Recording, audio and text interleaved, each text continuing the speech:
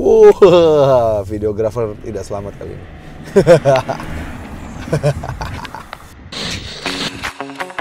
Halo guys, welcome back to CVT Indonesia bersama kami, Reza Rever. Yes, kami sedang berada di Guangzhou, tepatnya di China. Tepatnya di pabriknya AS, yang itu merupakan salah satu pabrikan lampu terbesar di Indonesia ya. Yang mana penjualannya besar banget di Indonesia. Tapi kami bukan mau review lampu hari ini. Kami mau review mobil yang lumayan spesial di sini. Karena, yes, ini sebelah kami adalah sebuah Toyota Alphard atau Vellfire yang mana logonya kok beda ya. Yes, ini adalah Toyota Crown Vellfire yang mana banyak banget perbedaannya dengan versi yang ada di Indonesia. Ya, logonya logo Toyota Crown. Toyota Crown sendiri kalau kita tahu, kalau kita ingat ya dulu pernah masuk sebuah sedan Toyota Crown yang mana itu merupakan subdivision mewahnya Toyota yang walaupun masih under brand Toyota. Bukan seperti Lexus yang memang terpisah ujungnya. Toyota Crown sendiri itu dulu kan kita kenal sedan, tapi di China sini Vellfire itu tidak under Toyota, tapi under logo Toyota Crown Vellfire. Nah, agak unik ya. Nah, apa aja sih yang membedakan Toyota Crown Vellfire ini dengan Vellfire yang ada di Indonesia, dengan Alphard yang ada di Indonesia? So, tanpa berlama-lama, ini dia CVT Review Toyota Crown Vellfire Chinese Domestic Market.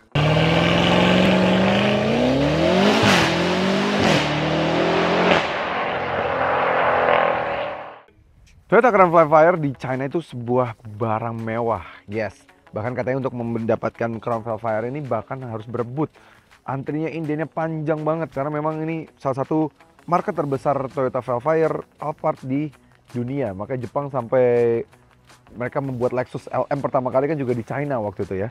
Ya di sini luar biasa sekali, dan supaya membedakan dengan versi biasanya, mereka menempel logo Crown di sini supaya meningkatkan jadi Vellfire jadi satu kasta di atasnya. Karena ketika dulu gen yang sebelumnya Vellfire dan Alphard, Vellfire malah jadi overshadowed by the Alphard kan. Nah ini sekarang supaya tidak di overshadowed, dia jadi dikasih logo Crown gitu di sini. Khusus untuk market China. Kalau market Indonesia masih tetap pakai logo Toyota ya. Overall sih depannya sebenarnya mirip banget sama Vellfire yang ada di Indonesia ya. Dia tampangnya dengan lampunya 3 proyektor LED, LED DRL di bagian sini, grillnya dengan krom-krom yang besar hingga ke bawah dengan sensor-sensor parkirnya. Overall semua sama dengan fog lamp yang sudah proyektor LED juga. Overall sih tampang depan tidak ada banyak perbedaan ya. Sebenarnya dengan versi yang ada di Indonesia Vellfire-nya. Yang paling beda paling hanya ada logo Crown aja nih. Gitu di bagian sini gitu. Dia ada kamera 360 juga di bagian sini ya. Dan Toyota Safety Sense yang ada di bagian atas sana. Gitu. Oke, overall bagian samping. Nah, ini bagian samping, panjang dari Toyota Crown Vellfire ini di 5010 mm, lebarnya di 1850 mm, tingginya 1950 mm ya, lumayan tinggi ya. Tinggi kami 175 cm aja kayak pendek di sebelah sini. Wheelbase mobil ini di 3000 mm atau 3 meter. Jadi lumayan panjang nih mobil sebenarnya. Memang panjang banget, karena makin panjang akhirnya Alphard dan Vellfire tembus 5 meter. Karena dulu mentok dia di 4900 ish. Jadi sekarang udah makin panjang ya. Perbedaan di sini dia bannya menggunakan ban dari Michelin Primacy SUV Plus.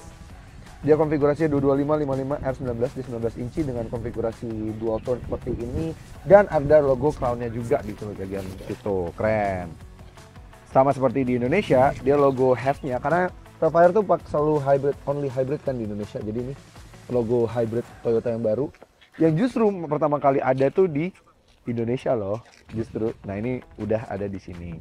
Spion, kamera 360, dan juga ketika malam hari kita buka pintu ada logo Crown-nya di bawah. Itu membuat mobilnya sedikit lebih spesial dibandingkan dengan Vellfire yang dijual di Indonesia yang masih under logo Toyotanya gitu ya. Dan nih ada emboss Vellfire lagi, Crown lagi di bagian sini. Nice. Gitu. Oke.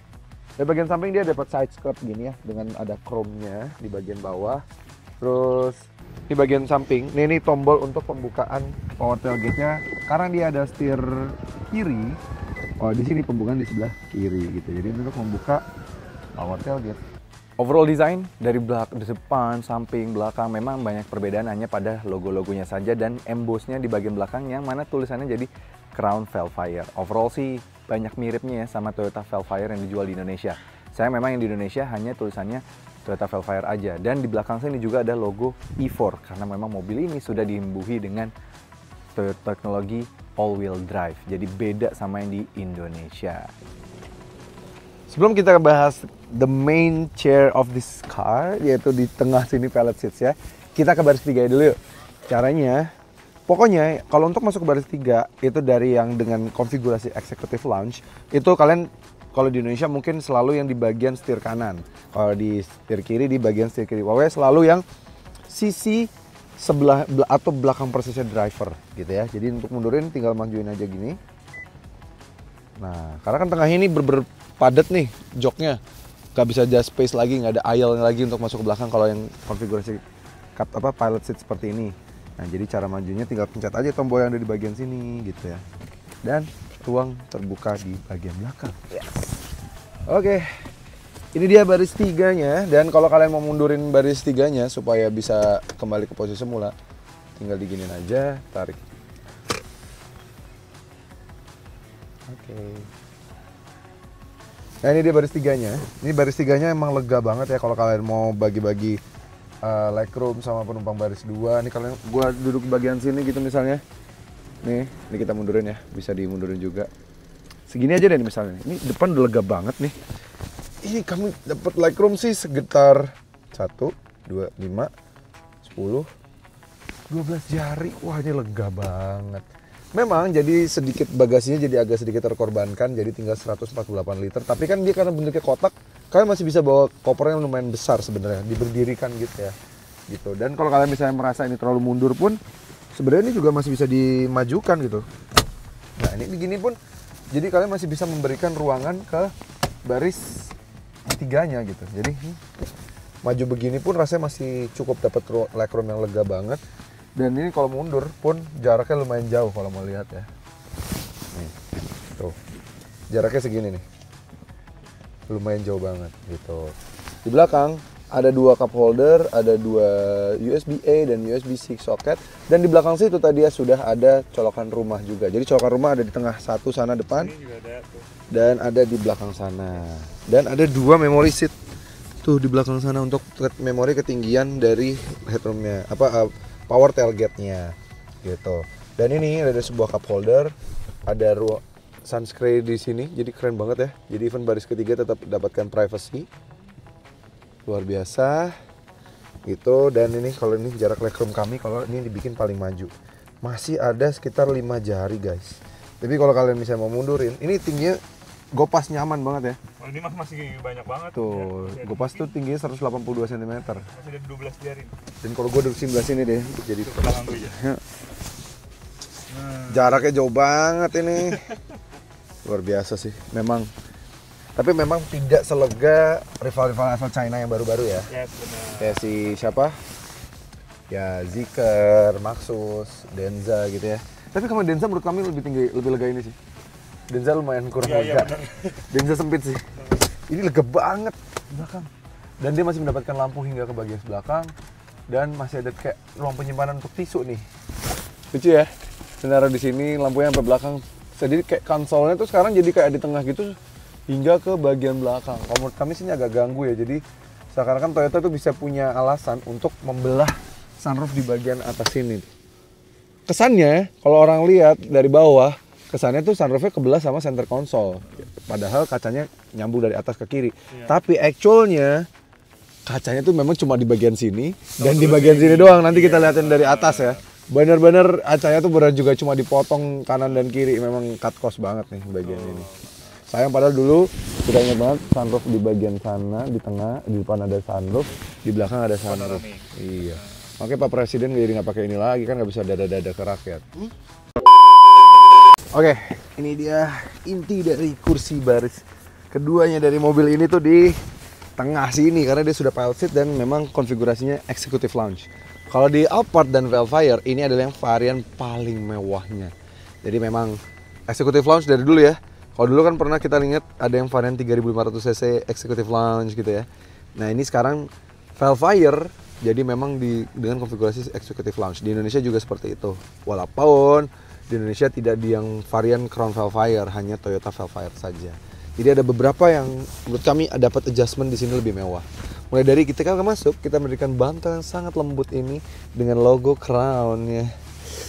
Keren banget, ada empuk banget ini jalan tadi kami, jangan deket-deket. Tadi kami kesini tuh macet banget, ngantuk rasanya pengen tidur tuh nggak sih di sini karena saking nyamannya ada bantal ini gitu ya. Kelengkapan lainnya seperti kayak di sini nih ya, Mas Kupas, kita liatin di sini udah baik banget ya. Kalau mau pijat, mau kursi-kursinya, dia mau recline-nya, bahkan bisa ngatur recline yang bagian kiri. Ini kita tinggal switch aja seats-nya. Ini punya kita yang ini. Kalau punya sebelah yang ini gitu ya. Ini bahasa Cina yang right or left gitu ya. Gila gitu, gue udah bisa bahasa Cina coy. Oke, terus ini udah bisa untuk nih ventilated atau heated. Bisa kita atur, ada 3 buah stepnya. Nah ini gue pas lagi, nggak usah ngatur gua. Ini untuk massage-nya bisa diatur juga di sini. Tuh ya, bisa pengaturan massage, bagus banget, lengkap banget. Dan dia ada sebuah meja yang diangkat dari sini dan dibuka sebelah sini. Dan kalau mau meja doang begini bisa, tapi kalau mau dipakai buat ngaca bisa. Hai, oke. Dan ini bisa kayak buat ngetik juga sih. Ini kuat, rubbernya juga bagus dan mekanismenya juga kuat nih, strong, bagus ya, bagus di dalam sini.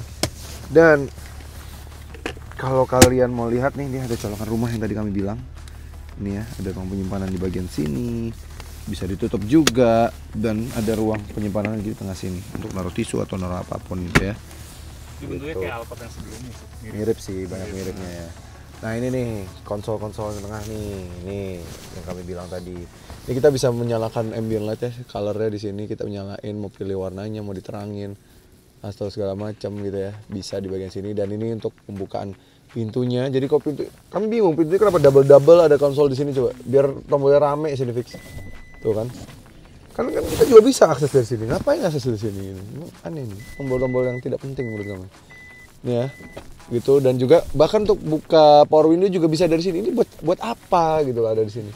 Ini kan, tuh buat apa bisa di sini, kan ada di sini gitu loh. Buat apa? Nah terus ini juga ada sunshade juga di bagian sini. Tuh. Dan juga bisa ada dari sini. Buat apa? Tangan kita naik ke atas tuh ngapain gitu ya kan? Buat apa, Bas? Mungkin kalau ini ya, apa tangannya kurang panjang karena itu jauh banget dari sana. Gue sih lebih prefer ngambil di sini sih tetap. Oh gitu ya.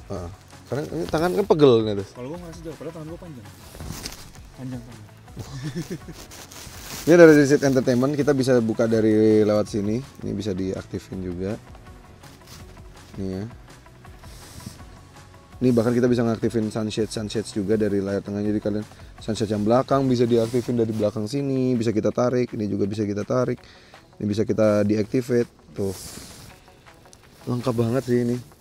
Gila, keren nggak? Gue bisa bahasa Cina loh sekarang, Bas. Tuh. Bisa tutup tuh yang sunroof atas ya. Panoramik sunroof. Tuh, udah entertainment. Bisa atur juga di situ ya. Kita bisa atur juga di sini. Nah, ini bisa kita buka. Entertainment bisa kita buka dari sini, dia besar ya. Layarnya sekitar 12 inch gitu, besar banget gitu. Luar biasa, lega. Dan kita bisa lihat nih. Kalau dari sisi situ ya bisa kelihatan kursi itu pilot seats dan dia diberikan bantal di sini juga disangkutkan. Dan yang bagusnya Alphard ya selalu ya, headrestnya tuh selalu ada begini. Kita bisa nyaman banget begini dan kursi joknya tuh udah bagus banget. Kalau di Indonesia bedanya memang warnanya lebih gelap. Kalau di sini warnanya beige. Kalau kami jujur pribadi lebih suka warna beige gini. Walaupun memang susah perawatannya. Di market kelas ini sih sebenarnya kalian harusnya nggak usah kalian lagi yang bingung-bingung ngerawat dong, ya kan? Ya di sini ada ruang cup holder. Tinggal copot aja dari sini pencetannya.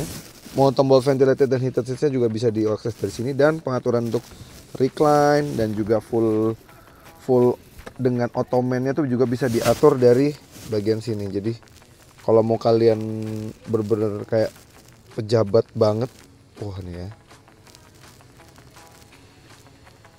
Tuh. Wah ini enak banget. Pasifitis. Ini pas, aku perlu kerja lagi nggak? LPG saya belum ada, Pak. Awan. Ini juga bisa detachable loh. Jadi kalau kalian mau kayak gini doang juga bisa. Ini ngatur dari sini lampu-lampunya semua segala macam bisa diatur juga dari sini. Rasanya tidak pengen lanjutin review. Tapi ada satu kekurangan menurut kami yang agak mengganggu di Alphard dan Vellfire generasi terbaru ini. Karena jujur orang tua kami pengguna Alphard, gue pas juga, jadi tahu bedanya yang baru sama yang lama ini ya. Kita satu generasi kurang aja kan sebenarnya. Yes. Pas dari sisi. Oh ini satu lagi deh sebelum kami turun. Sudah pakai JBL Premium soundnya. Kalau Lexus pakainya Mark Levinson. Oke, pas coba dari sini kamu ya.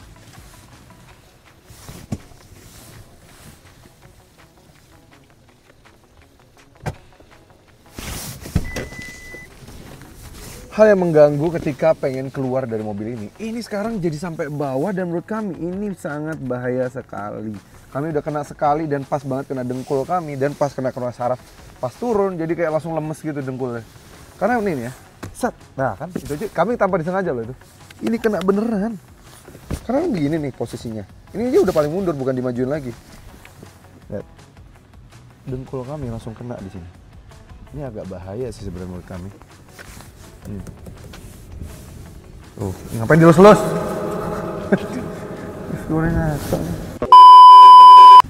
Oke, ini dia baris depannya dari Toyota Crown Vellfire. Sayang banget ya sekarang jadi nggak ada lagi sunroof di atas sini.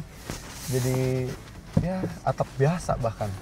Ya, tapi overall desain interior sih mewah banget sih menurut kami dan kami suka karena penggunaan warna yang terang ini feel spaciousness-nya tuh dapat dan rasanya bahkan nih kayak udah hampir setara mewahnya dengan Lexus ya sih. Ini mewah banget sih. Ya, keren banget. Satu-satunya kritik kami menurut kami adalah di generasi Alphard terbaru ini adalah setirnya yang sekarang jadi sama kayak Prius, GZ4X. Ya menurut kami terlalu kecil untuk sebuah Alphard ya. Kalau kita dulu kan tahu Alphard tuh palang 4 ya, bagus ya, mewah dan stance-nya bagus untuk nyetirnya. Ini sekarang agak ganggu sih untuk bagian sisi setirnya gitu ya. Meskipun secara setir dia canggih nih, sini ada kayak untuk joysticknya, untuk pengaturan adaptive cruise control, lane keeping assist, pengaturan menu entertainment di bagian kanan, dan kalau yang bagian kiri untuk pengaturan MID di bagian tengah. Dia udah full digital, 12,3 inch dan banyak banget yang bisa ditampilkan. Dia bisa memantau untuk layar entertainment, dia bisa memantau untuk energy flow-nya di bagian sini, dan juga bahkan kita bisa memantau efisiensi berkendaranya gitu ya. Dan ini keren banget sih menurut kami, sekarang udah sporty banget dan yang keren Toyota ya kalau mobil hybrid itu pasti logonya power di sini. Nah, ini juga sudah easy access dan juga easy entry. Jadi dia bisa memajukan dan mundurkan ketika mobilnya dinyalakan dan atau dimatikan gitu ya. Nice. Untuk kelengkapan di bagian sini dia sudah ada pembukaan untuk pintu belakang kiri kanan masing-masing sudah ada. Untuk bikin super recline di bagian kanan kiri juga bisa dibantu diatur dari sini. Jadi tombol tuh masih banyak di sini yang kami suka ya. Dibandingkan dengan Zeekr dan Maxus Miva 9 yang tidak ada sama sekali, ini masih ada. Jadi sangat membantu sekali menurut kami ini. Bagus. All auto power window udah pasti bagus. Dan pelipatan spion juga masih di sini. Itu menjadi hal sangat penting bagi kami karena ketika kami menggunakan Zeekr 009 itu sangat ribet sekali, mobil-mobil besar kayak gini papasan nyari buat ngelipat spion 3 step, turun ini bawah, ribah mode spion, lipat 3 step. Sedangkan di sini lagi papasan, lipat aja, gampang, gitu kan? Yes, dan dia sudah 3 memory seat. Overall kayak dia tuh pakai bronze gitu ya, cover, dan di sini juga ada cup holder di bagian atas. Di situ juga ada cup holder nih pas, ya, bagus. Dan ada ruang penyimpanan gini, dia ada soft opening, walaupun kecil banget tuh menurut kami ini. Mengecil ya dari punya kita ya. Yes, pembukaannya jadi ya, lebih gabuk, nggak gede. Nggak sampai bawah, Entertainment gede banget, ini kayaknya sekitar 15 inch dan AC-nya juga sudah sebenarnya jadi layar juga nih. Walaupun kalau misalnya ngatur suhunya masih ada kayak tombol-tombolnya gitu ya. Nih gitu. Ini masih head unitnya sudah disesuaikan dengan market China. Tapi yang kami senang meskipun disesuaikan dengan market China, dia masih support Apple CarPlay dan Android Auto. Kami sudah tes, driver dari mobil ini sering nyetirin kami. Dia malah seringnya pakai Apple CarPlay gitu ya. Bagus, dia kurang nasionalis. Karena jarang tuh biasanya pakai Apple CarPlay gitu ya. Oke, ini Lamborghini ada di sini. Tuas transmisinya common Toyota Global yang baru-baru ya. Prius, Camry, semua sekarang udah begini ya. Yaris Cross yang baru, Lexus LBX yang baru begini juga gitu ya. Dia sudah ada Eco Mode dan EV Mode, dan jadi dedicated EV Mode, jadi bisa berjalan dengan full EV ketika baterainya mumpuni. EPB-nya kecil banget tapi EPB kecil banget dan auto hold-nya malah lebih besar tombolnya gitu ya. Ada 2 cup holder di sini, 2 USB-C C di sini dan untuk wireless charging ada di bagian sini gitu ya. Ini kacamata yang nyetir nih, ketinggalan. Kenapa nggak lu taruh sini gitu? Kan lu nggak kacamata. Ya baru pakai kacamata ya. Oke, di China sini dia sudah menggunakan sistem integrated kayak ala-ala Bluelink gitu. Jadi kalau mau pakai SOS dia bahkan bisa dibuka dan ini langsung terintegrasi dengan sistem di China-nya, call center-nya gitu ya. Ini untuk pembukaan roof shade-nya, untuk ini side shade, jadi yang belakang juga bisa diakses dari depan. Dan ini untuk lampunya dia sudah bisa touch gini ya. Dan lampunya ini kayak di diffuse gitu. Spionnya sudah digital. Jadi kalau kalian belakang nggak akan keganggu sama orang dan ngeliatin penumpang belakang. Cuma kalau mau dimatiin juga bisa. Tinggal matiin. Ada pe belakang, kita bisa ngobrol sama orang belakang. Kalau mau dinyalain tinggal digini. Gitu. Oke, sun visor. Kiri dan kanan sudah ada kaca dan lampu. Bagus. Dan ini adalah overall desain dari luarnya. Dapur interiornya Alphard versi Crown atau Crown Vellfire gitu ya di China. Keren. Yang kami suka bahkan ini bisa melihat all ininya penggeraknya karena dia sudah all wheel drive mobil ini. Oke, ini dia mesinnya dari si Toyota Crown Vellfire. Oke. Sayang ya, mobil harganya sudah 2,2 miliar di China atau 1,8 miliar di Indonesia, tapi masih belum menggunakan hidrolik nih. Apa sini? Ini masih kayak gini dan tangkainya kecil banget lagi di bagian sini. Tapi bagusnya sudah cat warna bodi dan sudah ada peredamnya.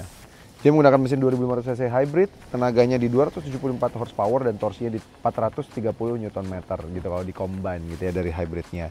Dan tenaganya dialihkan ke 4 rodanya kalau di varian di China melalui transmisi eCVT karena ini memang varian all wheel drive gitu. So bagaimana rasa berkendaranya? Kami diberikan kesempatan untuk nyobain mobil ini untuk rasa berkendaranya. Serta lama-lama langsung aja kita cobain yuk. Let's go. Oke, rasakan rasa berkendara dari si Toyota Alphard atau Crown Vellfire di China. Yes. Ini ada yang varian all wheel drive. Kita pas melaju aja, ini kita bisa melihat ya, energy flow-nya tuh mengalirkan ke 4 rodanya, langsung kelihatan di energy flow di bagian sini. Ini tuh langsung beda banget sama mobilnya, langsung kayak ini dia lebih berasa grippy gitu. Kita pertama kali kita majuin mobilnya, dia dorongannya tuh kayak nggak kita narik karena memang kan kalau Alphard tuh basisnya front wheel drive only kan. Nah sedangkan kalau di mobil ini dia basisnya ada penggerak roda 4-nya lagi. Kayak langsung grip gitu mobilnya, enak gitu. Dan ketika dipakai untuk cruising dan segala macam ya, ini mobil enak sih, nyaman. Dan satu-satunya menjadi pembeda untuk kami adalah dia adanya sudah ada opsi all wheel drive-nya itu, atau Toyota menyebutnya E4 ya. Di E4 ini bener-bener kita gas, grippy banget gitu. Jadi Alphard tuh secara performance oke banget sih sebenarnya. Cuma memang kalau masuk ke Indonesia gitu ya, dengan opsi all wheel drive seperti ini, menurut kami ini akan terlalu waste of money sih. Terlalu buat apa ya MPV memiliki opsi seperti ini? Ini terlalu berlebihan saja sih untuk sebuah MPV. Kalau memang Vellfire bentuknya SUV 7 seater, captain seat seperti ini akan oke masuk dengan all wheel drive seperti ini. Cuma memang kalau dengan kondisi ya dia sebuah MPV, menurut kami sih ini nggak akan terlalu berpengaruh banyak ya ke Indonesia. Walaupun memang secara performance sih menurut kami ini lebih grippy, lebih enak.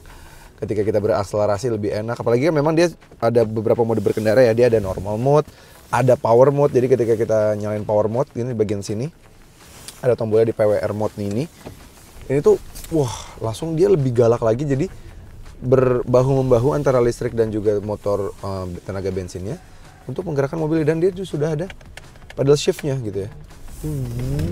Wow, videografer tidak selamat kali ini. Ini ada pedal shift ya di belakang sini, jadi masih tetap bisa ya. Karena kan kadang kalau full EV meskipun ada pedal shift, dia hanya sebuah tombol untuk regenerative braking. Kalau di sini masih ada sebuah tombol pedal shift untuk meningkatkan efisiensi dan juga meningkatkan fun to drive-ness-nya dari sebuah mobil. Dan di Alphard Crown Vellfire E4 ini menurut kami sini jadi fun banget ya. TNG-nya berasa dia kayak sasisnya tuh kayak lebih rigid, gak kayak yang generasi sebelumnya setirnya ringan tapi precise gitu ya. Dibandingkan dengan generasi sebelumnya kami harus akuin yang dulu tuh memang blend banget nih garasi yang akan kami lewatin, yang ini. Ya, Anda punya kan videografer? Alphard kretek. Iya, part kita dua-duanya kretek ya. Sangat tidak menyenangkan sekali untuk dibawa sendiri ya Pas ya. Ya. Yang ini tuh somehow Nggak berasa mobil gede. nggak berasa mobil gede. Nah yang ini tuh somehow kalian pakai mobilnya tuh wah gila sih. Ini fun sih. Memang kalau ngomongin soal fun to drive yang dibentukan seperti ini, kami harus heads off sama Mifa 9. Itu yang paling enak di antara semuanya menurut kami. Even to Zeekr, even to Denza gitu. Itu paling enak menurut kami. Tapi abis Mifa 9, Crown Velfire ini yang kami coba menurut kami ya. Berarti ya Velfire not far behind sih menurut kami. Ini mungkin juga ketolong dengan mobil ini sudah AWD, jadi gejala understeer itu bisa diminimalisir kita kayak belok gini ya. Itu bisa dia minimalisir, terus juga dengan dia sudah hybridnya, jadi torsinya instan ala mobil listrik, tapi dia juga sudah ada tambahan torsi dan grip dari sebuah mobil all wheel drive gitu ya. Kelengkapan safety di sini dia sudah Toyota Safety Sense, bahkan yang paling update sudah adaptive cruise control, lane keeping assist, lane departure warning, terus juga pre-collision system, lengkap banget. Dan bahkan dia juga sudah ada sebuah tombol untuk kita parkir sendiri, dia bisa nyari parkir nih, kita lagi nyari parkir ya. Tombol yang aktifin aja dari sini, dia langsung nyari parkir sendiri. Tapi ya udahlah, kami sebenarnya males sih sebenarnya parkir pakai itu ya, kayak nggak bisa parkir aja. Ada kamera 360 juga. Terus juga dia banyak banget, dia ada kalau di opsi di China sini karena dia negara 4 musim, dia ada heated dan ventilated dan juga setirnya bisa dibikin anget gitu ya. Gitu. Dan dia juga sudah ada head up display dan di head up display-nya ini juga bisa menampilkan banyak banget tampilan seperti kayak transmisinya, kecepatan dan ADAS-nya juga dan juga limit speed limit karena di China itu speed limit sangat sensitif kan. Jadi sangat berpengaruh sekali head up display. Overall ini enak sih menurut kami, lengkap banget visibilitas ke depan enak dan untuk nyetir sendiri compare to last gen Alphard ini udah jauh lebih improve sih. Satu paling komplain kami yaitu adalah driver monitoring systemnya yang menurut kami posisinya di sini. Karena menurut kami brand China sudah berhasil menemukan posisi driver monitoring system yang paling tepat yaitu adalah di pilar A. Kalau di sini nih lihat ya, ketika kami belokin setir, ini kan driver monitoring system. Terus nanti kita bisa dianggap ngantuk atau nggak terpantau ketika kita kalau lagi belok begini. Lah, nggak kelihatan lagi dong orangnya. Orangnya di mana? Iya kan? Nggak kelihatan dong, ketutup dong. Gitu guys. Jadi sayang banget ya. Posisi di sini harusnya ada di bagian kanan sini supaya bisa mendapatkan view yang optimal ke driver dan itu gitu ya. Fitur menunjang kenyamanan lagi, dia juga sudah bisa tetap mengatur ya dari sisi penumpang di bagian sini. Jadi kalau mau besarin legroom untuk bos kita yang di sisi opposite dari driver di belakangnya, itu bisa di-adjust dari sini. Sama seperti Alphard yang terdahulu sih. Cuma sayang di Camry kan dihilangin nih fitur seperti ini. Tapi ini menurut kami sangat membantu sekali sih. Jadi gimana kesimpulan Toyota Crown Velfire yang ada di China ini atau Chinese domestic market? Kalau menurut kami kemewahannya kayak butuh di beberapa hal yang nggak ada masuk ke Indonesia gitu ya.